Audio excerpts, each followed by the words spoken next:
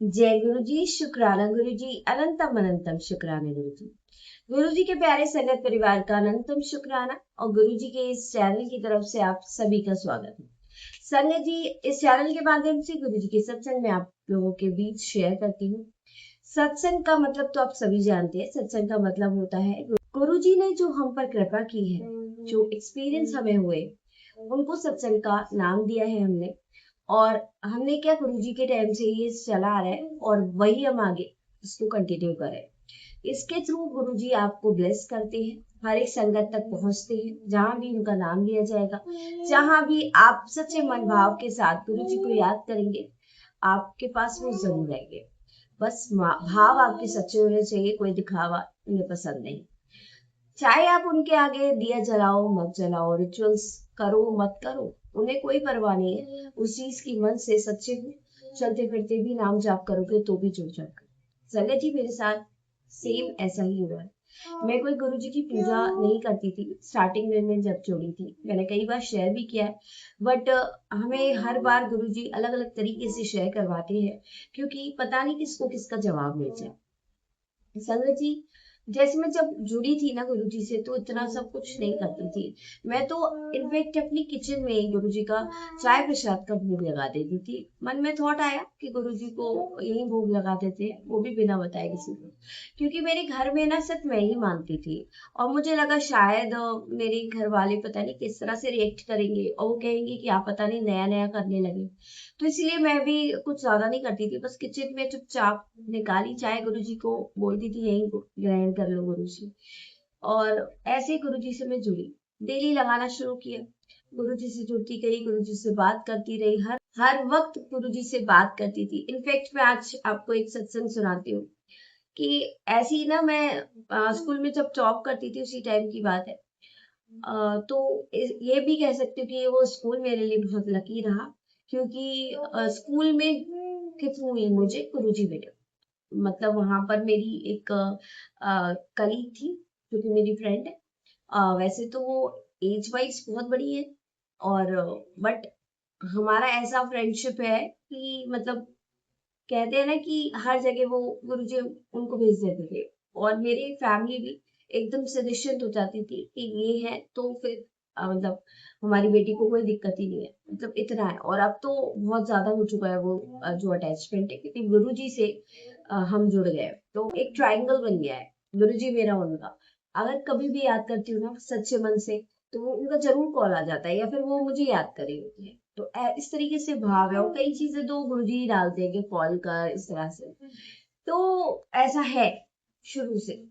जब गुरुजी नहीं थे तभी भी वो थे, तो क्योंकि ऐसे तो हम जन्मों जन्मों से जुड़े हैं ना गुरुजी से, तो कहीं ना कहीं किसी और रूप में हम उनको मान रहे थे। तो वो चीज, तो संगत ही ऐसा मैं आपको आपको बताती हूँ जो मैं सत्संग शेयर करी। तो मैं ऐसे चाय का भोग लगा के और अपने स्कूल के लिए चल पड़ी। उसके बाद मेरे फादर इन लॉ मुझे छोड़ते थे स्टॉप तक। अब जो बीच का रास्ता था ना, हमारे घर से ना बिल्कुल शॉर्ट रास्ता है, तो वो थोड़ा सा ना खराब था, ऊबड़ खाबड़ उस समय ना। और वो जो रोड थी वो बनी नहीं थी, तो थोड़ा सा गड्ढे वड्ढे से हो रहे थे। और मुझे ना ऐसी परेशानी सी होने लगी, मैंने कहा अरे यार इसमें तो बड़ा गड्ढे से हो रहे हैं और दिक्कत होती है निकलने में। मतलब क्यों ना ये रोड ही बन जाता, मतलब ऐसे ही सोच लिया मैंने। बस ऐसे ही यूं कह देते हैं ना, ऐसे ही चलते, मतलब ऐसे ही कह देते हैं बस। देख कर ऐसे मन से निकल जाता है आपके, ऐसे मैंने मन में सोचा। तो फिर मैं तब जुड़ी जुड़ी थी, शायद दूसरे या तीसरे दिन की बात होगी, गुरु जी से जब मैं जुड़ी थी, गुरु जी के दरबार गई थी जब। अब मैं नेक्स्ट डे क्या देखती हूँ ना संगत जी, वो रोड बन चुका है। मतलब मैं इतनी शॉक्ड हो गई थी, गुरु जी आप तो इतनी छोटी छोटी बातें भी सुनते हो, और मतलब कहने को अगर मैं किसी को बताऊंगी तो वो कहेगा कि ऐसे तो बाई चांस हुआ होगा, या फिर इसमें कौन सी बड़ी बात है। बट मेरे लिए ना इतनी खुशी की बात थी ना संगत जी, बहुत बहुत, मतलब इतना खुश हो गई थी कि मैं क्या ही बताऊं। कहने को मतलब इतना बड़ा सत्संग भी नहीं था, और मेरे लिए बहुत बड़ा सत्संग था, क्योंकि मेरे गुरुजी मेरी मन की बात को सुनकर उसको पूरा करवाया। तो ये ज्यादा इम्पोर्टेंट था। और ऐसे गुरुजी ने मेरी बहुत सारी ऐसी चीजें पूरी की है, ऐसी आज तक भी करते हैं, कि जो अगर मैं ये बोलूंगी ना उनसे कि ये कर दो, तो वो नहीं करेंगे, वो मैं ऐसी बोल देती हूँ ना उनसे, तो वो जरूर कर देते हैं। और वो ऐसे सरप्राइज देते हैं जैसे मतलब मैं कितनी स्पेशल हूँ, वो ऐसा फील कराते हैं। और वाकई में स्पेशल हूँ मैं गुरु जी के लिए, इसमें कोई शक नहीं है। बट संगत जी वो फील भी कराते हैं। आपके जैसे आपके फादर है, आपकी मदर है, शायद वो उतना नहीं कर पाएंगे क्योंकि वो एक इंसान है। वो अब उनकी एक कह सकते हैं ना, वो हर चीज तो नहीं कर सकते ना, बट ये जो हमारे पिता है ना, ये सब कुछ कर सकते हैं आपके लिए, और वो ही करेंगे जो आपके लिए बेटर होगा। तो मैं तो, अगर मेरी लाइफ में कुछ भी ऐसा होता है जो मेरे हिसाब से नहीं है, मुझे गलत लग रहा होता है, बट फिर भी मेरे पिता है, बस मैं ये सोच लेती हूँ ये कर रहे हैं ना, तो कुछ गलत नहीं हो। मतलब मेरी सोच गलत हो सकती है बट ये गलत नहीं हो सकते। अगर ये मेरे लिए कुछ करेंगे तो ये कभी गलत नहीं हो। तो ये विश्वास मेरा गुरुजी के साथ है, और ऐसा ही विश्वास आप सबका भी गुरुजी के साथ होना चाहिए। तो ऐसा ऐसा नहीं है कि मैं ये शुरू से ही सोचती आई थी, या मैं ऐसा पहले ही दिन से सोच रही थी। नहीं, गुरुजी ने ये सब किया, इतना सब कुछ किया मेरे लिए कि ये भाव मेरे अंदर हो गए, और मैं गुरुजी से बहुत ज्यादा अटैच होती चली गई। मतलब आज तो खैर अलग ही बात है, बट उस समय में इतनी अटैच हो गई कि गुरुजी ने बहुत छोटी छोटी चीजें ऐसी पूरी की थी जो कि शायद ही कोई कर सकता है। मतलब आप मन में सोचो वो चीजें हो जाए, और एक इंसान वो चीज नहीं कर पाए, तो आपको कितना अच्छा लगता है, वो एक स्पेशल फीलिंग आती है। बड़े मंदिर पर जाने पर भी कुछ कुछ स्पेशल करना हर बार, और कुछ कुछ ऐसी शब्द चलाना जो हम सुनते हैं, मतलब ऐसा एक स्पेशल फील कराते हैं मुझे। और क्या आपको भी कराते हैं, मुझे प्लीज कमेंट में जरूर बताइएगा। और जरूर कराते होंगे क्योंकि वो हर एक संगत उनकी बच्चे हैं, और वो बहुत ध्यान रखते हैं अपने बच्चों का। मतलब संगत जी, मुझे कभी लगा ही नहीं कि गुरु जी से मैं मिली ही नहीं हूँ। मतलब मुझे कभी फील नहीं हुआ ये।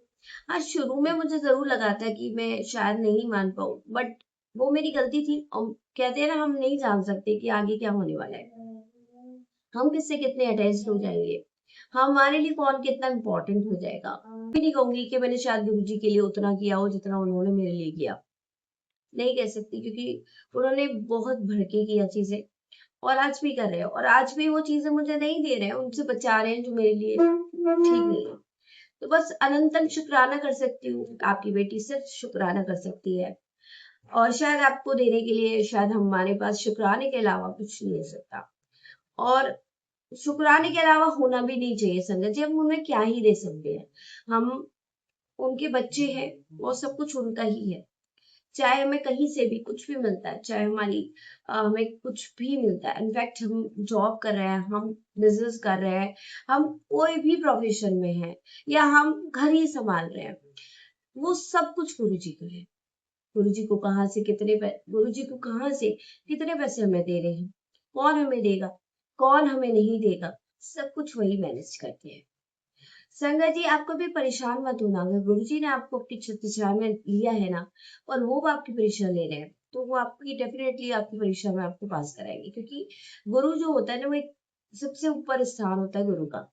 और गुरु जो अपने बच्चे को सिखाता है, अपने शिष्य को सिखाता है, और उसके अकॉर्डिंग ही उसका शिष्य उस परीक्षा को पास करता है। तो ये गुरु की भी परीक्षा होती है। जब हम कोई एग्जाम देते हैं, या फिर आप किसी बच्चे को पढ़ाएं, आप अपने ही बच्चे को पढ़ाएं, और जब वो बच्चा पास होता है तो आपको कितनी खुशी होती है। आपको लगता है आपका एग्जाम है, आपके बच्चे का एग्जाम नहीं है, आपका एग्जाम है, तो आपको इतनी खुशी होगी उस चीज के लिए। तो ऐसे हमारे गुरु जी की खुशी होती है, वो हमारा एग्जाम भी लेते हैं, और उसको पास कराने पर भी उतनी ही खुशी होती है कि हाँ, मैंने अपने शिष्य को बहुत अच्छा सिखाया, और वो सीखा भी। और जब हम उनकी चीजों पे खरे नहीं उतरते, तो उन्हें कितना ही दुख होता होगा। वो बार बार हमें चीजों को बोलते हैं, ये कर लो, वो कर लो। बहुत सारी चीजें हमें मैसेज के थ्रू पता चलती हैं, बहुत सारी चीजें सत्संग के थ्रू पता चलती है, बट फिर भी हम बहुत ढीठ बच्चे होते हैं, कभी कभी हम नहीं करते, नहीं सुनते। और फिर याद आता है गुरु जी ने तो हमें बहुत टाइम से बोला था, फिर भी नहीं किया हमने। तो हम, हो सकता है हम ढीठ भी बच्चे हों गुरु जी के, जैसे कई बार गुरु जी अमृत वेला की बोलते हैं बट हम नहीं कर पाते हैं। हम हमें बहुत सारी चीजों को पाठ करने को बोलते हैं, हम नहीं कर पाते हैं, तो हम एक तरह से ढीठ बच्चे हुए ना। तो संजय जी, गुरु जी फिर भी हमें बचाते हैं, इतने प्यारे हैं। मतलब हमें हर चीज से बचाते हैं, हम पाठ करते हैं नहीं करते हैं, मतलब वो हर एक चीज से हमें बचाते आ रहे हैं। बट वो कहते हैं कि थोड़ा करोगे तो जल्दी चीजें आपकी ठीक होगी। तो संगत जी, आज का जो सत्संग है वो बहुत ही खास है, और इसे अंत तक जरूर सुनिएगा। संगत जी एक ऐसा परिवार था जिसके साथ कुछ ऐसा हुआ जो गुरुजी ने उनकी हर एक प्रार्थना को सुना। और संगत जी उनके साथ ऐसा क्या हुआ था, मैं आपको शॉर्ट में बताती हूँ कि उनकी कोई संतान नहीं थी। शादी के 7 साल तक कोई भी बच्चा उनके नहीं हुआ और बच्चे की चाह बहुत थी। सब कुछ कर लिया, प्रार्थना कर ली, पूजा पाठ जो भी कर सकते थे वो किया, जिसने भी जो बताया, पर फिर भी नहीं हो रहा था। तो ऐसा फिर आगे क्या हुआ, कैसे गुरुजी ने उन्हें ब्लेस किया, ये सुनेंगे और आपको भी बहुत बहुत ब्लेस करने वाले हैं। और एक छोटी सी बात और बताना चाहती हूँ कि कई बार आप सत्संग सुनते होंगे, है ना, हो सकता है आपकी संतान हो, आपके मन में क्वेश्चन आ रहा होगा कि हमारे तो संतान है, हमें तो जरूरत नहीं, बट हो सकता है आपके परिवार में किसी को जरूरत। अगर गुरुजी आपको ये सत्संग सुनवा रहे तो उसके बहुत सारे रीजन हो सकते हैं। आपके संतान हो बट आपके बच्चों के लिए सुनवा रहे हो, या उन संतान की जीवन में कुछ कष्ट हो तो उसके लिए सुनवा रहे हो, तो वो तो गुरुजी ही जानते हैं। पर संगत जी बस आज का सत्संग में बस इतना ही कहना चाहूंगी कि आज का सत्संग आपको सुनना बहुत जरूरी है, उसे अंत तक जरूर सुनना। चलिए सुनते हैं गुरुजी का मंत्र जाप करके आज का सत्संग। और इससे पहले बता दूं कि चैनल को सब्सक्राइब नहीं किया तो कर लीजिएगा, नोटिफिकेशन के लिए बेल आइकन को भी प्रेस कर लीजिए जिससे आपको नोटिफिकेशन मिल पाएगा। और सत्संग के लिए हमारे डिस्क्रिप्शन में नंबर है, मेल आईडी में है, आप मुझे मैसेज करेंगे। अगर मेल आईडी पर आप भेज रहे हैं सत्संग तो आप मुझे मैसेज जरूर करेंगे मेरे व्हाट्सएप नंबर पर, जिससे मुझे पता चलता है। कई बार मैं नहीं देख पाती हूँ तो आप मुझे एक बार मैसेज कर दीजिए कि हमने मेल आईडी पर शेयर किया, तो आपके धीरे धीरे सब शेयर हो जाएंगे। गुरु जी की कृपा है और मैं चाहती हूँ कि जल्दी जल्दी शेयर हो जाए, आपके सत्संग आप तक पहुंचे, सबका कल्याण करें गुरु जी, तो बस यही चाहते हैं। तो चलिए सुनते हैं आज का सत्संग। और सत्संग सुनने से पहले क्या करना चाहिए, मंत्र जाप करेंगे। तो आंखें बंद कर लीजिए, हाथ जोड़ लीजिए, गुरु जी का मंत्र जाप करते हैं। ओम नमः शिवाय, शिव जी सदा सहाय। ओम नमः शिवाय, गुरु जी सदा सहाय। जय गुरु जी, शुक्राना गुरु जी, अनंतम अनंतम शुक्राना गुरु जी। सुनते हैं आज का सत्संग। संजय जी आज का सत्संग दिल्ली से है अंकल का, तो मैं उन्हीं की भाषा में उनको आपको सुनाऊंगी। तो शब्द उनके हैं, आवाज मेरी है। जय गुरु जी, शुक्राना गुरु जी, अनंतम अनंतम शुक्राना गुरु जी। गुरु जी की आज्ञा लेके आज के सत्संग को शुरू करते हैं। सबसे पहले 1998 में मुझे गुरुजी के दर्शन का सौभाग्य प्राप्त हुआ। मेरे मामा जी अक्सर गुरुजी के बारे में बात करते थे। गुरुजी के बहुत सारे सत्संग सुनाए, हृदय रोग के चमत्कारी निवारण भी बताए। मेरे मामा जी को उनके हार्ट स्पेशलिस्ट ने बहुत जल्दी बाईपास सर्जरी कराने की सलाह दी थी। यानी डॉक्टर ने कहा था अब ज्यादा देर नहीं करनी चाहिए और जल्दी बाईपास करवा लेनी चाहिए, क्योंकि ये आपके लिए बहुत जरूरी है। अपने आप को मेंटली तैयार करके मेरे मामा जी गुरुजी का आशीर्वाद लेने के लिए उनके पास गए। गुरुजी ने उन्हें अपने पास बुलाया और अपने पाँव दबाने के लिए कहा। फिर गुरुजी ने उनकी हेल्थ के बारे में उनसे पूछा। मामा जी ने गुरुजी को उनकी तबीयत के बारे में बताने को कहा। इसके बाद उन्होंने गुरुजी से जाने की आज्ञा मांगी और साथ ही यह भी प्रार्थना की कि जो उनकी सर्जरी होने वाली है वह सफल हो और गुरुजी उन पर कृपा बनाए रखें। तब गुरुजी ने उनसे कहा, मैंने तुम्हारी बाईपास कर दिया है। अब मामा जी के लिए ना इस बात पर विश्वास करना थोड़ा मुश्किल था, लेकिन उन्हें इस बात की बहुत खुशी थी कि गुरुजी ने उन पर अपनी कृपा की ओर ध्यान दिया है। अगले दिन सुबह मामा जी हॉस्पिटल गए। वहां सर्जरी से पहले ही उनके सारे टेस्ट होने थे जो नॉर्मली होते ही हैं सबके। जब टेस्ट के रिजल्ट्स आए तो डॉक्टर ने देखा कि उनका हार्ट तो बिल्कुल ठीक काम कर रहा है। हार्ट स्पेशलिस्ट ने जब रिपोर्ट देखी तो उन्हें लगा शायद किसी वजह से रिजल्ट सही नहीं आए होंगे। उन्होंने कहा कि शायद मामा जी को रात में अच्छी नींद नहीं आई है, इसलिए रिपोर्ट्स ऐसी आई है। इसलिए डॉक्टर ने मामा जी को और जाने को बोला कि कहीं और जाकर टेस्ट करो, लेकिन दूसरी जगह टेस्ट करवाने पर भी वही रिजल्ट से। जब दूसरी रिपोर्ट्स भी सेम ही आई, नॉर्मल आई, तो डॉक्टर बहुत चकित रह गए थे। तब मामा जी ने सारी बात डॉक्टर को बताई। जब डॉक्टर ने ये सुना कि गुरुजी ने पहले ही कह दिया था कि मैंने तुम्हारी बाईपास कर दी है, और अगले दिन बिना किसी सर्जरी के मामा जी के हार्ट टेस्ट बिल्कुल बिल्कुल सही है। डॉक्टर के पास उनका कोई मेडिकल एक्सप्लेनेशन नहीं था कि डॉक्टर्स तो जान ही नहीं सकते ना इसको। गुरुजी के इस दिव्य हस्तक्षेप के बारे में सुनकर डॉक्टर भी चुप हो गए। उनके पास इसके अलावा कोई दूसरा एक्सप्लेनेशन था ही नहीं। अब मुझे भी गुरुजी के प्रभाव के बारे में थोड़ा ज्ञान हो चुका अब मुझे भी गुरुजी के प्रभाव के बारे में थोड़ा सा ज्ञान हो चुका था, लेकिन उन दिनों में श्रीनगर में रहता था, इसलिए गुरुजी के दर्शन करना मेरे लिए पॉसिबल नहीं था। मैं केवल थोड़े समय के लिए अपने काम के सिलसिले में दिल्ली आता था। सौभाग्य से अगली बार जब मैं दिल्ली आया तो मामा जी ने मुझे एक अच्छी खबर दी। उन्होंने बताया कि गुरुजी उस समय दिल्ली में हैं और हम उनसे मिल सकते हैं। हम उसी शाम गुरुजी के दर्शन करने के लिए एम्पायर स्टेट पहुंचे। जब तक हम वहां पहुंचे काफी देर हो चुकी थी। उस समय लंगर का आखिरी चक्र चल रहा था और गुरुजी भी कुछ देर के लिए अपने कमरे में चले गए थे। हमने लंगर समाप्त किया, फिर गुरुजी ने संगत में जाकर हम बैठ गए। कुछ देर बाद गुरुजी हम अपने कमरे से बाहर आए।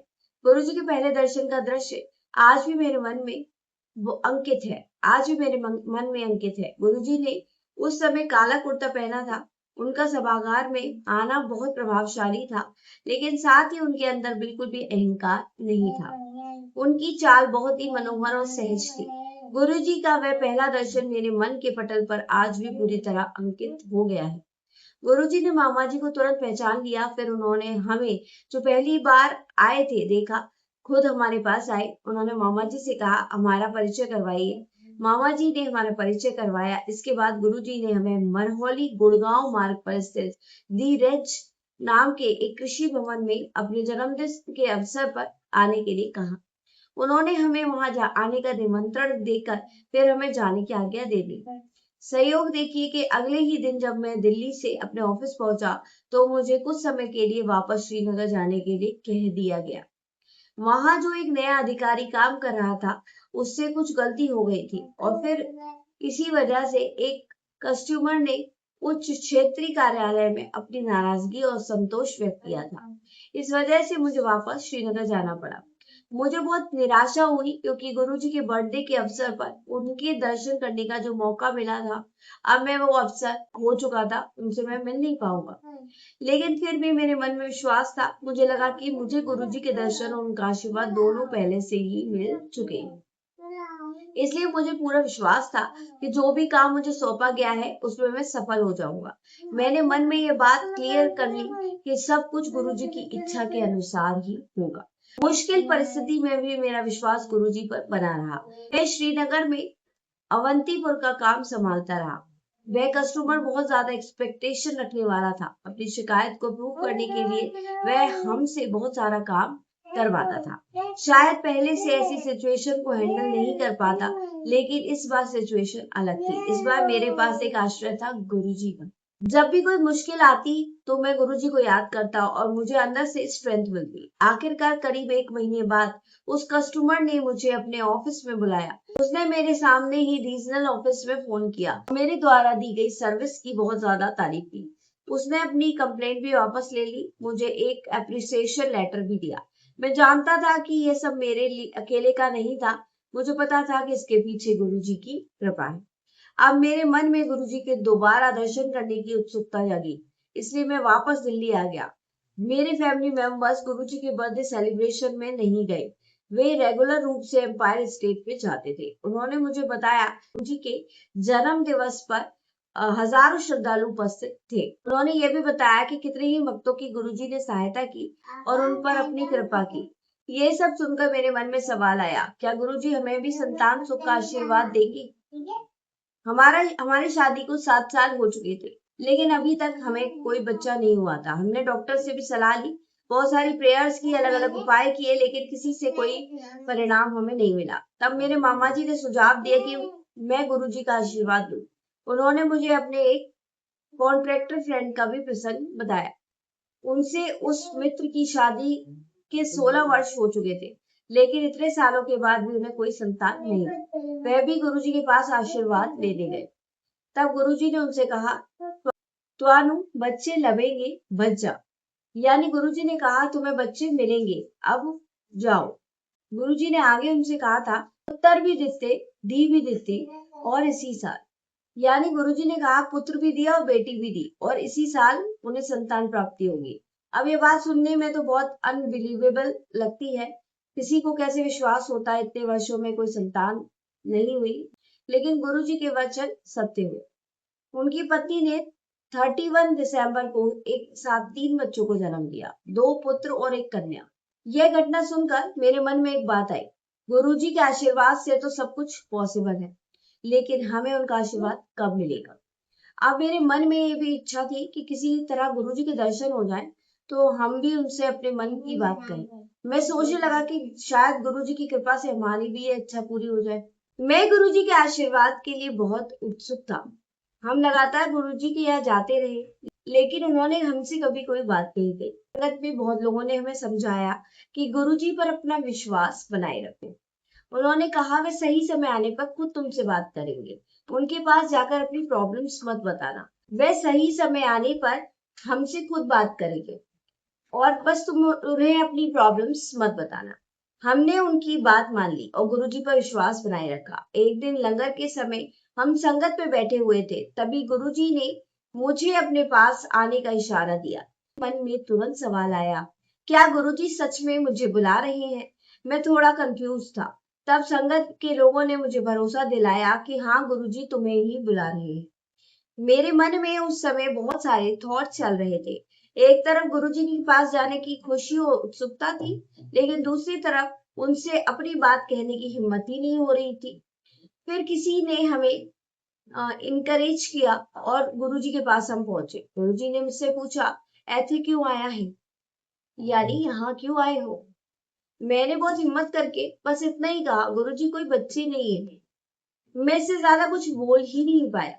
गुरुजी ने बिल्कुल सहज भाव से कहा, तुहानू बच्चे लभेंगे, भज जा, यानी तुम्हें बच्चे मिलेंगे, अब जाओ। गुरुजी की बात सुनकर मैं बिना कुछ सोचे समझे बोल पड़ा। गुरुजी की बात सुनकर मैं बिना कुछ सोचे ही बोल पड़ा, गुरुजी मैं भागने के लिए नहीं आया हूँ। गुरुजी ने मेरी तरफ देखा और बोले, चंगा, 8वें दिन आता रही, यानी ठीक हर 8वें दिन आते रहना। गुरुजी की ये बात सुनकर मैं बहुत सरप्राइज था। मैं सोच रहा कि गुरुजी को कैसे पता चला मेरे लिए हर 8वें दिन आना ही पॉसिबल है।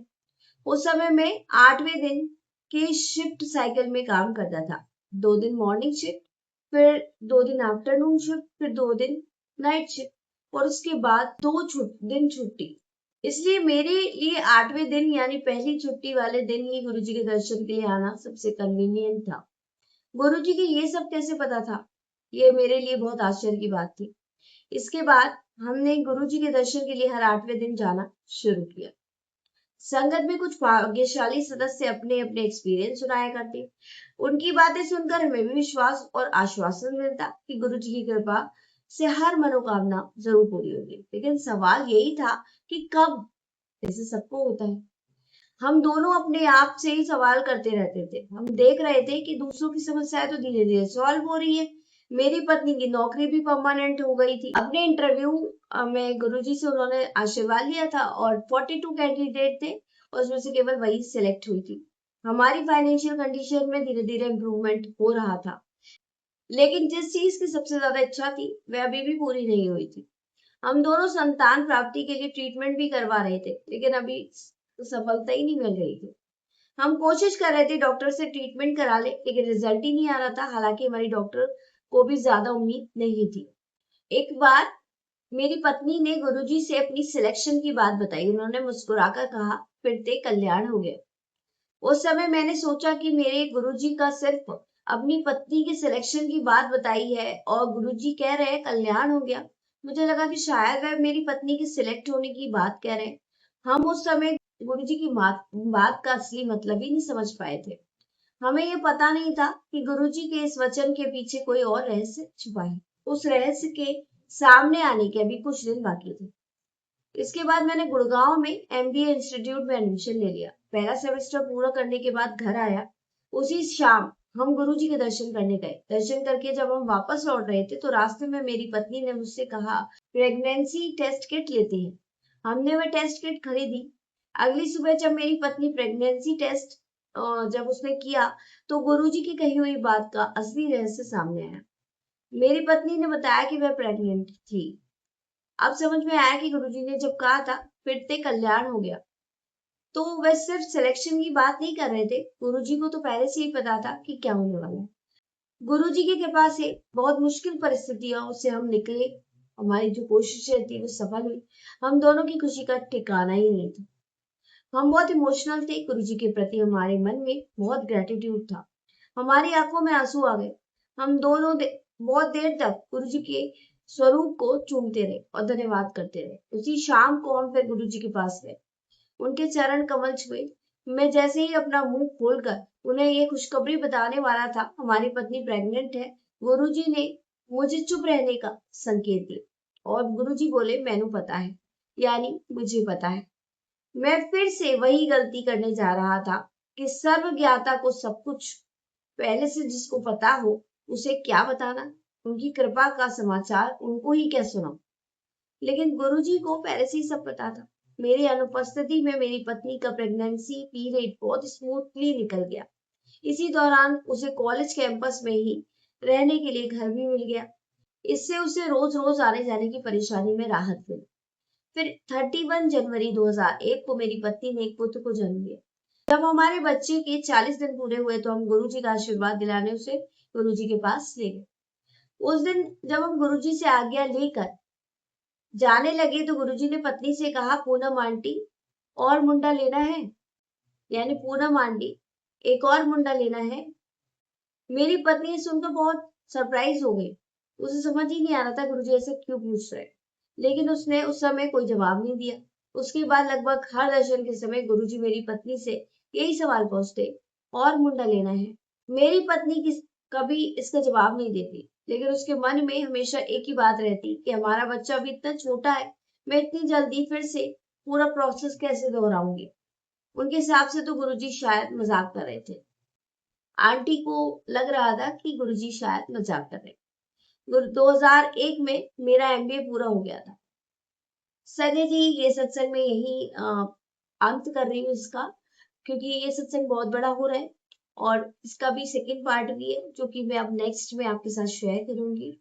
और इसमें गुरु जी की इतनी भरपूर ब्लेसिंग्स है, तो हम एक भी ब्लेसिंग को मिस नहीं कर सकते, क्योंकि अगर ज्यादा सत्संग बड़ा आपको आपके साथ शेयर करूंगी तो आप सुन नहीं पाएंगे उसको, तो फिर वो गुरु जी की जो ब्लेसिंग्स है वो भी अधूरी रह जाएगी। देखिए, मैं बहुत ज्यादा मेहनत करके आप लोगों के लिए सत्संग शेयर करती हूँ, और वो मैं इसलिए शेयर कर रही हूँ ताकि आप लोगों को ब्लेसिंग मिल पाए। और अगर आप सत्संग समय कम होने की वजह से या किसी और रीजन की वजह से आधे ही सुन पाए तो वो भी ठीक नहीं है। तो संगत जी, मैं इस सत्संग को नेक्स्ट पार्ट में शेयर करूंगी। अब हम बस यहीं पर इस सत्संग को विराम देते हैं, गुरु जी का मंत्र जाप करके। और गुरु जी आपको बहुत ब्लेस करे। और वो जो रेमेडी थी वो एक बार शॉर्ट में बता देती हूँ। तुलसी के 20 पत्ते लेने हैं, 4 काली मिर्च छोटे बच्चों के लिए और 7 बड़े लोगों के लिए ले सकते हैं। और आपको तुलसी को अच्छे से वॉश करके उसको क्रश करना है, और फिर उसी में काली मिर्च को भी क्रश कर लेना। 4 डाल लीजिएगा, ज्यादा फिर वो ड्राई कर देती है आपके थ्रोट को।